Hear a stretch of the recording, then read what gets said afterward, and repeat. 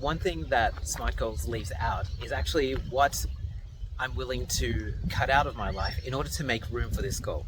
Because if you're like me, you've probably got a calendar full of activities, and it's not like you have a pockets full of spare time where you're just sitting on your hands doing nothing, right? I remember back in 2020, I wanted to get better sleep by going to bed earlier. Specifically, going to bed half an hour earlier. And so there you go. I was specific, it was measurable, it's actionable, all those great things. The problem was that it wasn't like I was just sitting around every day with an extra half an hour, just like going, I wonder what I'm going to do with this half an hour.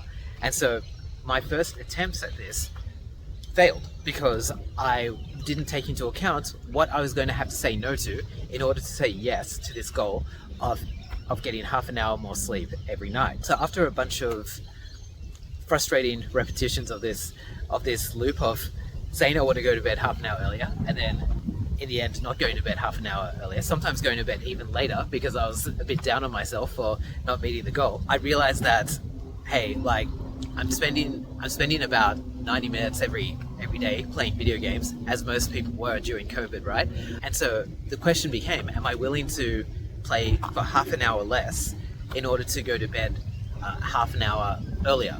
So I'm not going to say that was the magic bullet that just basically said like, okay, now that I'm going to play half an hour less video games, then now I've got that half an hour extra sleep knuckled down. However, it did allow me to make a little bit more progress than I did before, where I was kind of self-sabotaging myself because I wasn't willing to admit to myself that, hey, I'm actually playing all these video games and it's getting in the way of my sleep. For one of you out there that is like me and banging their head against a brick wall and wondering why can't I meet these goals that I say that are important to me?